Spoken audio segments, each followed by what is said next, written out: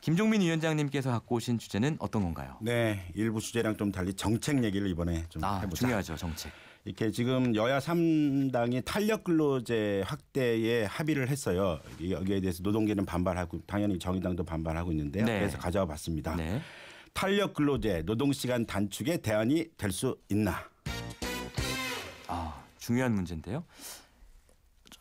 발제를 하셨으니까 설명을 약간만 해주시죠. 네네. 이게 이제 우리 청취자분들이 좀 약간 어려워할 수 있는 주제여서 잠깐 말씀드리면요. 네. 원래 근로기준법상에서는 주 40시간 네. 일을 8시간 노동이 기본이에요. 근데 이제 지금까지 탄력근무제는 3개월 동안의 기간을 설정을 하고 최대 주 40시간을 지키면서도 주 12시간을 연장할 수 있다. 그러니까 말하자면 3개월을 12주로 논다면 6주 동안은 60시간씩 이렇게 매주 일하고 나머지 6주간은 매주 20시간 정도씩 일할 수 있는 그런 제도를 말하는 거거든요. 이게 지금 3개월 한도가 아니라 6개월 또는 1년까지 확대하자 이런 겁니다. 그러면 1년 정도 늘게 되면 대략 60시간 이상 대략 합법적으로 가능한 64시간인데요. 주당 64시간씩의 노동을 6개월 이상 하게 되는 거거든요.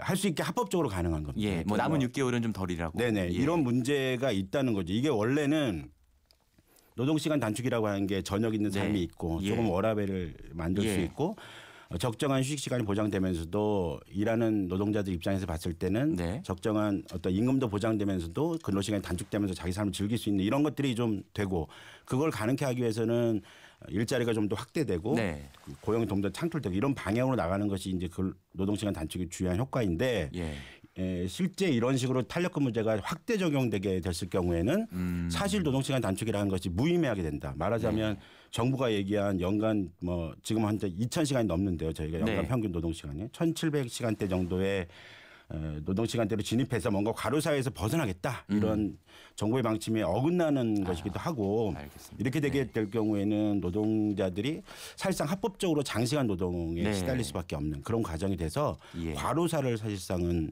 조장하는 그런 사회가 될 수밖에 없다.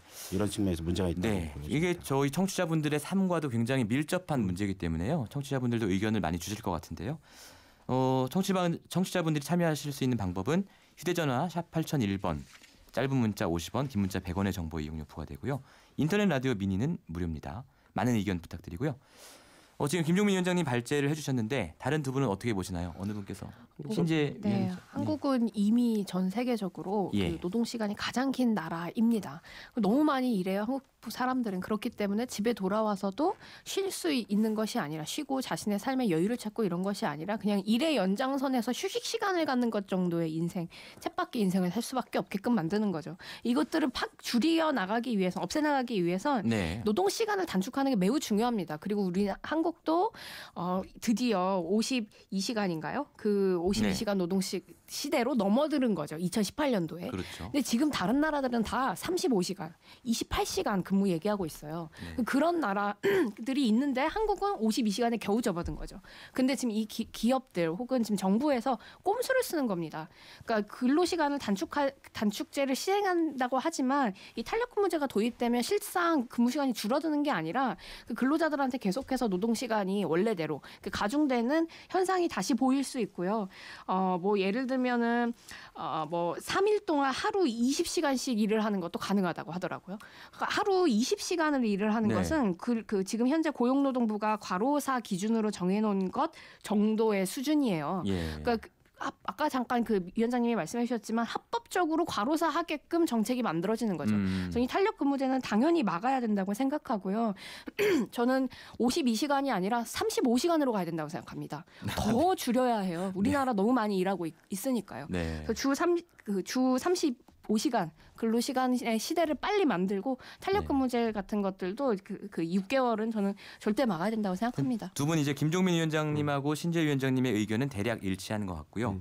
우리 이준석 위원님께서는 어떻게 보시나요? 저는 좀 뭐 대통령께서 사실 이 부분에 대해서 상당히 동의를 하고 추진하시는 건데 대통령께서 국민을 과로사시키기 위해 가지고 이렇게 하신다라고 하는 주장 자체는 상당히 저는 극단적이다 이런 생각이 들고 뭐 근로시간 단축이라는 취지 그리고 또 아까 말했던 그런 과도한 노동시간에 대한 부분 지적은 있었기 때문에 저도 공감하는 부분이 있지만은 저는 결국에는 이걸 고용 유연화에 대한 큰 틀에서 이제 봐야 된다 보는 것이 지금 일자리 문제에 대해 정부가 상당한 압력을 받고 있습니다. 대통령께서도 그렇죠. 지금 이제 수치나 이런 부분에 대해서 처음에 일자리 정책 들여다보고 이제 상황판 만들겠다 하신 다음에 그 결과를 계속 못 내놓고 있는 이유가 뭐냐면은 경제 여건이 안 좋아요. 그래서 저는 대통령께서 거기에 대해 책임지시는 게 아니라 이제는 정책적으로 그걸 약간 변화를 주려고 하는 거거든요. 저는 이제 탄력근무제라는 것의 원래 취지를 보자면 지금 아까 부정적인 효과에 대해서 언급했지만은 사실 우리가 하는 노동의 대부분의 일자리들은 일부 직종을 제외하고는 시기적 계절적 요인이 상당히 작용하는 부분들이 있습니다. 예를 들어 뭐 학원 하시는 분들 같은 경우는 방학이 대목이죠. 뭐 그렇기 때문에 노동시간 같은 게 강도가 차이 날 수가 있는 거거든요. 그렇기 거기에 맞춰가자는 취지이지 이거를 뭐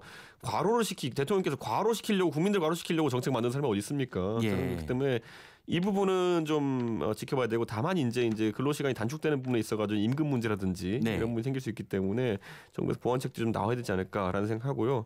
저는 계속 이제 뭐 과거 김대중 대통령 때도 그랬듯이 결국엔 일자리 문제가 나왔을 때는 유연화로 대처하는 것이 정석에 가까운 그런 방법입니다. 저는 그 맥락의 정책들이 꼭 이런 뭐 탄력근무제 말고도 여러 측면에서 이제 앞으로 나올 것이라 보고. 그러다 보니까 최근에 보면 이제 노총이랑의 갈등 같은 것들도 민주당에서 이제 서서히 이제 겪고 있고 이러거든요. 그런데 이거는 아마 국민들께 좀 감내해야 될 부분이 아닌가 이런 생각을 합니다. 이 고용 유연화 말씀을 주셨는데 탄력 근로제를 하면 고용이 유연화돼서 일자리가 늘어나는 것 이것은 팩트일까요? 그건 팩트가 아니고요. 그거는 노동시간 자체가 단축되게 되면 그에 따른 뭐 노동 생산성이 증가돼야 되고 기술 혁신도 동반돼야 되지만 결정적으로는 그 업무를 더 할 수 있는 노동 일자리가 증대돼야 되는 게 맞는 것이죠. 이런 방향으로 가는 것이지 실제로 탄력근무제가 된다고 해서 그런 일로 볼 수 아니죠. 그러니까 탄력근무제는 아까 얘기했잖아요. 사람을 뽑을 때 있어가지고 사람이 가장 고민되는 건 뭐냐면은 정규직으로 사람을 딱 뽑아가지고 이렇게 쓴다고 했을 때 아까 말했듯이 계절적 요인으로 이제 변동 요소가 있는 일자리 같은 경우에는 아니 이분을 새로 뽑았을 때 특정 기간에는 그다지 일이 많지도 않은데 이분에게 정규 노동 시간을 보장하고 임금을 보장해야 되는 것에 부담을 느낀 고용주들도 있어요. 그분들 같은 경우에는 만약에 이렇게 탄력 근로제가 조금 정착된다고 한다면은 아니면 확대가 좀 된다고 하면은 좀 더 선뜻 이제 고용할 수 있는 여건이 마련되죠. 아니 이거를 아주 그냥 단순하게 거칠게 말하면 뭐냐면 돈을 충분히 지급해서 노동자들이 편하게 그러니까 일과 삶을 함께하면서 일을 할 수 있게 해주는 게 아니라 고용주들이 사용자들이 자신의 이 호주머니에 돈을 더 많이 집어넣기 위해서 노동자들 고용 안 하고 탄력근무제를 도입해서 더 열심히 일하게 만드는 그 구조를 만드는 것이 본인들한테 더 이득이라고 생각하기 때문에 지금 사용자들이 계속해서 탄력근무제 이야기를 하는 거고요. 근데 아까 경제가 안 좋다고 하셨잖아요. 한국의 경제가 실제로 안 좋습니까? 어떤 이들에겐 좋고요. 어떤 이들에겐 안 좋아요. 지금 한국은행이 올해 발표한 자료들에 따르면 지난해 한국 기업 수익성이 6%를 넘어서 2009년 이후에 최고치를 기록했어요. 매출액 증가율이 9%가 넘었고 올해 정부가 목표해놓은 법인 세수가 9월 달에 이미 다 채웠습니다. 그러니까 세수가 많아서 이미 가져와야 할 법인 세수를 다 목표치를 초과한 거예요. 그런데 기업들은 이렇게 호황인데 지금 각자 개인 특히나 서민의 지금 상황은 어떻죠? 호주머니가 점점 홀쭉해지고 있어요. 그러니까 불평등이 가속화되고 있다는 거예요. 2016년도에도 1억 이상 번 사람이 그러니까 소득 다 합쳐서 1억 이상 번 사람이 88만 명인데 연봉이 1,500도 안 되는 사람들은 800만 명이에요. 신재 위원장이 방금 말한 통계들이 제일 위험한 게 뭐냐면요. 우리가 국회의원 평균 소득 따질 때 과거에 보면 정몽준 의원은 넣느냐 안 넣느냐에 따라 가지고 100억씩 차이 났어요 한 사람당. 왜냐면 그분이 저는 평균을 지금 말씀드린 게 아니라요. 1억 번 사람이 88만 명이라는 아니요, 거예요. 아까 얘기할 때 보면은 두 가지 통계 말씀하셨는데 상장 기업사들에 대해 가지고 이제 기업들의 법인세라는 게 증가했다고 하잖아요. 근데 국민들 조금만 뉴스 보는 분들이라면 최근에 반도체 호황 때문에 삼성전자와 하이닉스가 담당하는 부분이 꽤 크다는 걸 알고 있어요. 요즘에 하시면 통계라고 하는 게 통계라고 하는 것에 대해서 이제 상당히 민감들 하셔가지고 우리 국민들도 누가 그렇게 만들었겠어요? 통계청장 자른 게 어디예요? 저는 이제 다시 탄력근무제 돌아가 보면 이런 건데요. 그러니까 말씀하신 내용으로 보면 늘 항상 이런 주장이 등장하는 거죠. 경제가 어려우니까 노동자들이 조금 더 좀 참아달라. 늘 좀 참아달라. 이런 방식으로의 계속 되는 거예요. 이런 식의 노동정책이 계속 후퇴되는 것이 지금까지 문제였고 지금 다 말하잖아요. 낙수효과라는 건 거의 불가능하며 지금부터는 이제 노동자들의 어떤 임금과 또 여러 가지 생활 여건을 보장하는 걸 통해서 선선한 구조를 만들어야 되는데 이런 게 이제 지금 소득주도 성장에 대한 얘기의 주요 축이라고 생각이 들어요. 예를 들면 이제 계절 업무라든가 이런 거 말씀하셨는데 에어컨 수리 업무 하시는 삼성전자 서비스 저희 구체적인 예를 들어서 얘기해 보죠. 저희 정의당에서 이제 사례 얘기를 했어요. 탄력 근로시간 단위기간 확대했다는 피해 사례 간담회를 지난 화요일 날 했는데 여기서 이제 그 삼성전자 서비스에 있었던 그 에어컨 수리하시는 분들 얘기입니다. 그러니까 여름에는 집중적으로 10에서 12주 정도 연속적으로 일을 하는데 주말 근무도 없고 무조건 이제 일을 한다는 겁니다. 그래서 나름 노조 만들어서 이런 것들을 노사 간 합의를 통해서 일정하게 조금이라도 휴게 시간을 보장하는 그런 여름이라 할지라도 네네, 그렇게 갑니다. 말하자면 계절을 탄다는 것은 기업가 입장에서 보시면 굉장히 중요한 문제이지만 노동자 입장에서 보면 그 중요한 게 아닙니다. 자기가 고용에 보장돼 있는 조건에서 일정하게는 바쁜 시간은 할애해서 자기가 그런 것은 양해하고 또 불편함을 감수하겠지만 적어도 최소한의 휴게 시간이 보장돼야 된다는 게 지금 추세의 흐름이기 때문에 이런 길로 나가야 된다는 거죠. 그런데 이렇게 되게 될 경우에는 끊임없는 과로사의 가능성이 높아진다는 거예요. 그럼 탄력 근로제가 도입이 되면 그분들이 예를 들면 에어컨 수리 기사분들이 여름에도 못 쉬게 된다 이 말입니까? 여름에는? 예, 집중적으로 이게 예전에는 불법이었다는 거죠. 또 하나 한 축에는 이렇게 되면 야간 수당, 추가 근무 수당 등으로 표현된 수당이 상당히 보장되는 걸로 일정하게 보상이 됩니다. 예, 휴게 시간 보장뿐만 아니라 이런 것들 일정하게 노동자에게는 혜택이 되어 주어졌었는데 지금 이런 방식의 6개월 이상 또 1년 이상 보장될 경우에는 탄력 근무제에 따른 노동의 뭐 수당이라든가 이런 것도 없는 조건에서 상당한 장시간 노동을 아주 집중적으로 긴 시간 가능하게 한다는 거죠. 그럼 탄력 근로제가 도입이 되면 이 에어컨 수리 기사분들이 지금처럼 여름에 쉬지 못하고 여름에는 계속 일하고 그럼에도 불구하고 연장 근로 수당은 못 받게 되는 그런 상황이 되는 겁니다. 그렇습니다. 네네. 결국적으로 이제 보면은 아까 말했듯이 기업의 고용 의지라는 측면을 간과하고 있다는 생각이 들어요. 저는 기업의 고용 의지라는 거는 100에 해당하는 생산성을 가진 노동력을 100원에 사고 싶은 게 기업가의 정신이에요 보면은. 그런데 그거를 간과하고 너희가 뭐 도의적으로 봤을 때 아니면 합리적으로 봤을 때 뭐 그렇게 고용을 그렇게 보장해주지 않냐 이 구호가 지금 계속 이제 소득주도 성장의 핵심이에요 보면은. 당신들이 고용을 했으면 인간적으로 살게 해야 될 거 아니냐 뭐 이런 감성적인 구호로 나가고 있는데 실제 고용이 발생 안 하잖아요 지금 보면은. 근데 이 상황 속에서 저는 이런 생각해요. 아까 에어컨 노동자들 말씀하셨는데 그럼 이분들에게 동일한 노동 시간을 이제 보장하고 했을 때 그럼 이분들은 겨울에는 어떤 일을 하셔야 된다는 겁니까? 에어컨 수리 노동자들은 겨울에는 어떻게 지내세요? 아니, 그 당연히 일반적인 고용이 보장되게 되면 똑같은 임금을 받고 사시는 거죠. 수당이 없을 뿐인 거죠.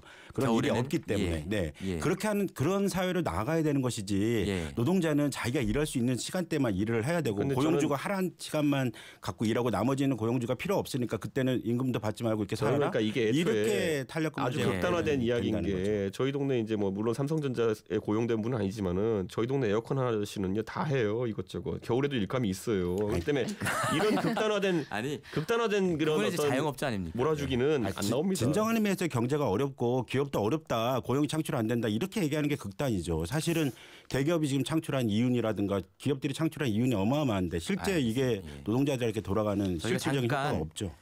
청취자분들의 의견 좀 소개하고 가겠습니다. 3437번님께서는요. 걱정을 해주셨어요. 과로사가 증가하겠구만 이렇게 걱정해 주셨고요. 3074번님께서는 근로자는 노동시간 강도로 집에 오면 피곤하고 학생들은 학습시간 강도로 집에 오면 피곤하고 균형적인 일과 휴식은 우울증 예방에도 좋을 듯합니다. 여기까지가 뭐 이제 찬성 의견이고요. 이런 걱정하시는 분들 계세요. 근로시간만 단축되면 쉬는 날 시간이 늘어나면 돈이 필요한데 그건 어떻게 보장받나요? 임금은 오르지 않는데 생활이 원활하지 않아요. 일할 수 있는 사람은 할 수 있게 합니다. 이런 의견 주셨고요. 또 아까 신재희 위원장님 말씀 주신 근로시간 단축, 더 단축해야 된다는 주장에 대해서는 8345번님께서 자원이 많거나 관광 지원이 많은 나라와 관광 자원이죠. 자원이 많은 나라와 근로시간 비교 맞을까요? 3612번님께서는요. 대기업들의 매출과 영업이익은 늘어나지만 중소기업, 특히 소기업들의 매출과 영업이익은 오히려 줄어들고 있습니다. 이거 아까 이준석 의원님이 말씀해 주신 거고 탄력 근로제 확대 시행을 무조건 좋아하진 않지만 현실을 좀 더 정확하게 파악해 주시고 정책 방향을 잡아주시면 좋겠습니다. 이런 의견 주셨는데요. 네, 이게 오해 같은 게 좀 있으신데요. 탄력 근로제라고 하는 것은 지금도 노사 간의 합의를 통해서 일정하게는 이렇게 유지하고 있는 곳이 많습니다. 뭐 시간 선택제 문제라든가 이런 방식으로. 그래서 노사 간의 일정한 어떤 자율성이나 이런 게 보장되지 않는 건 아닌데 핵심은 탄력 근무제가 되면 실제로 합법적으로 그렇게 장시간 노동을 할 수 있게 만들어 준다는 거예요. 그렇기 때문에 노동자들 입장에서 보면 탄력 근무자가 되게 되면 임금이 좀 더 오를 것 같다는 생각을 하시는 건데 그거는 좀 잘못된 생각이시다. 거꾸로 탄력 근무제가 확대됨으로써 노동자의 임금이 깎이는. 왜냐하면 연장 근로수당을 못 받으니까. 그런 것들이 합법적으로 받을 수 없는 조건이 되기 때문에 그런 건 더 청취자분들께서 오해를 안 하셨으면 좋겠어요. 저는 그런데 앞으로 이제 우리 사회가 결국에는 큰 틀에서 합의해야 되는 게 뭐냐면은 아까 말했듯이 낙수 경제 효과도 제 생각엔 별로 기대하기 어렵고 지금 반대로 이제 문재인 정부에서는 분수 경제라는 것도 그렇습니다. 사실 다들 제가 봤을 때는 숫자 노름이에요. 어디서 이제 넘길 것인가. 제 생각엔 가치의 비중 자체에 대해서 좀 이제 고민해봐야 되는 것이. 가치의 비중이요? 그러니까 뭐냐면 우리나라 같은 경우에는 미국이랑 물가 구조가 상당히 많이 다릅니다. 미국 같은 경우에는 전 세계의 생산 기지를 들고 이제 공산품 가격을 낮게 가져가고 인건비를 높게 가져가는 형태가 지속되어 왔거든요. 그런데 우리나라 같은 경우에는 저인건비라는 그 틀 안에서 모든 게 짜여지다 보니까 서로 이제 파이 나눠 먹기 식으로 이제 계속 이런 갈등이 촉발되고 있는데 저는 그에 대한 사회적 합의가 하나 필요한데 저는 그래서 소득주도 성장을 맹렬히 무조건 비난하는 건 아닌 게 노동 가치에 대한 인상을 좀 해줘야 된다라는 생각을 하고 있거든요. 다만 이제 그렇다면 국민들한테 동의받아야 되는 게 뭐냐면요. 물가가 특히 이제 노동력이 들어간 물가 같은 경우에 상당 부분 인상될 것이다. 이게 그렇겠죠. 의미하는 바가 뭐냐면은 미국에서는 스테이크를 고기를 사면은 그 식료품점에서는 $5인데 그걸 굽는 순간 $40가 되거든요. 파는데 그 $35의 노동 가치를 인정받기 때문에 그렇게 되는 것인데 우리나라 같은 건 아직 그런 가격 구조가 아니에요. 그렇기 때문에 지금 아까 말했던 이런 서민분들이나 이런 분들 아니면 자영업자, 영세 자영업자들이 노동 가치를 높게 인정하는 데서 부담을 갖고 있는 게 뭐냐면은 소비자들이 그런 지출을 할 준비가 안 돼 있어요. 보면은 지금 전 세계적으로 가가지고 짜장면 같은 음식을 4,000원, 5,000원에 파는 곳이 어디 있습니까? 전 세계적으로 미국에 가면 뭘 먹어도 10불, 15불 이상이에요. 보면은 그러니까 그런 어떤 사람의 노동력에 대한 어떤 가치 평가 여기에 대한 사회적 합의는 정치인들이 이제 좀 합의해야 되는 게 뭐냐면은 지금까지는 그래 최저임금만 오르고 물가는 안 오를 것이다라는 식으로 정책을 지금까지 홍보해 왔어요. 그래서 저는 이제 당연히 그런데 우리가 경험하고 있는 건 뭐냐면 최저임금이 오르면서 물가가 실제로 그에 상응한 수준도 오르고 있죠. 근데 이게 합의가 된다 그러면은 저는 계층간 소득 계층 격차가 좀 줄어들 것이다. 경제 정책 전반에 대해서 저희가 이제 토론을 하기에는 너무 지금 준비된 게 없고요. 아무튼 저도 말씀해 주셨던 것처럼 이 임금 가치 특히 그 인간의 노동력에 대한 그 비용 같은 경우에는 우리 한국이 올라가야 되는 게 훨씬 많습니다. 그에 따라서 물가도 올라갈 수 있죠. 근데 그것보다 이제 노동비, 인건비 상승률이 더 높아야겠죠. 그리고 또 한편으로 우리가 정부가 특히나 정부가 아까 그 이준석 위원장님이 기업의 욕망에 대한 얘기를 해주셨거든요. 그래서 아주 중요한 지점이라고 생각합니다. 그러니까 국가가 특히나 정치가 해야 되는 것은 이미 권력을 갖고 있는 사람들, 그러니까 그 기업들의 욕망을 어떻게 통제할 것인가를 정치의 영역에서 만들어야 돼요. 그러니까 이 기업들이 싸게 인건비를 낮춰서 사람들을 막 부리고 싶어라는 욕망들이나 야욕들을 드러내도 그렇게 할 수 없게끔 제도화시키고 정책들을 만들어 나가야 하는 것이 정치인들이 해야 될 일인 거죠. 왜냐하면 욕망이란 키워드는 공유하고 있지만 전혀 정반대 얘기를 정반대 얘기를 하고 있는 거예요. 기업의 욕망은 사람을 자르는 욕망이 아니라요.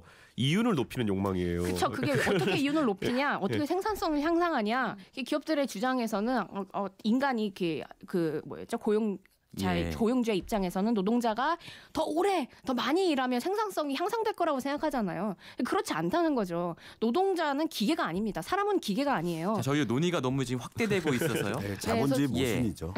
아니 그래서 맞습니다. 그래서 우리 정부가 이제는 이제 친기업 정책이 아니라 친노동자 정책을 이제 펼쳐야 될 때가 왔다고 생각하고요.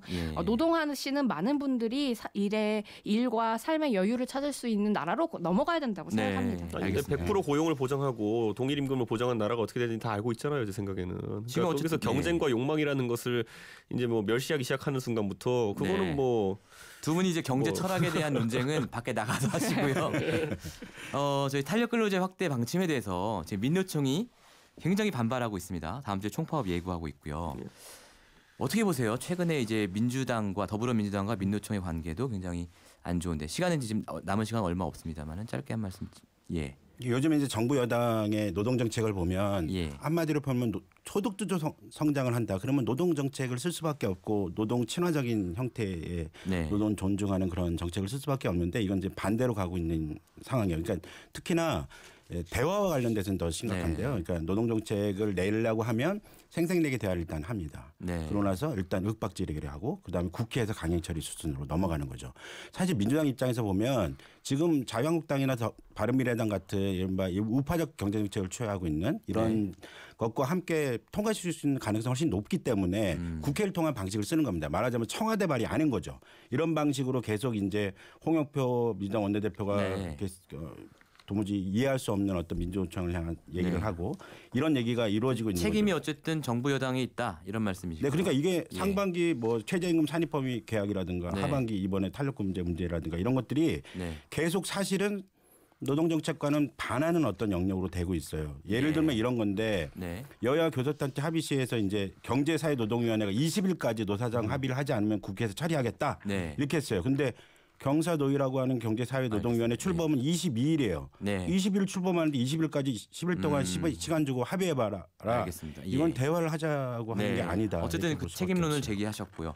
네. 두 분 약간 30초 정도씩 짧게 여기에 대해서 의견 마무리 주시면 저희 2년 전 이맘때쯤에 우리는 광화문 광장으로 나갔었잖아요. 네. 촛불 집회가 있었고, 근데 그때 여러 요구들이 있었습니다. 그리고 그 시민 요구안이 나왔었어요. 근데 그 안에 보면 노동시간 연장 및 유연한 근로기준법 개하간 폐지와 주 네. 52시간 노동시간에 대한 상한제를 두자라는 이야기가 네. 있습니다. 네. 그게 2년 전에 나왔던 이야기예요. 그리고 촛불 지금 때? 촛불 예. 시민들이 예. 정권해봐라는 이야기고요. 네. 근데 지금 문재인 정부가 촛불혁명을 통해서 당선된 정권임에도 불구하고 이 예전에 나왔던 요구안들을 제대로 지키지 않고 국민들의 그 요구를 계속 무시한다면 네. 저는 그 다시 한번 촛불을 들 때가 된 것이 아닌가 네. 이런 생각도 듭니다. 알겠습니다. 그래서 제대로 된 노동자들을 위한 정치를 하셨으면 네. 좋겠다고 말씀드립니다. 이준석 의원님 짧게. 저는 예. 이제 경제가 어렵다라는 대중적 지적에 대해 가지고 제 생각에는 그 가족오락관한테 보면 호박폭탄 계속 돌리잖아요. 네. 돌리고 있는 상황입니다. 지금 보면은 예. 처음에는 뭐 프랜차이즈 본사, 대기업, 그다음에 뭐 임대료 뭐 이런 걸 다 이제 지목하다가 이제는 돌고 돌아가지고 과거에 노무현 정부가 그랬듯이, 네. 아니 김대중 정부가 그랬듯이 네. 좌회전 깜빡이만으로 안 되니까 좌회전 깜빡이 켜고 우회전하는 상황인 거죠. 네. 그렇게 보시는군요. 오늘 세 분의 말씀 잘 들었습니다. 평일 아침 7시 20분 시민보의 시선 집중.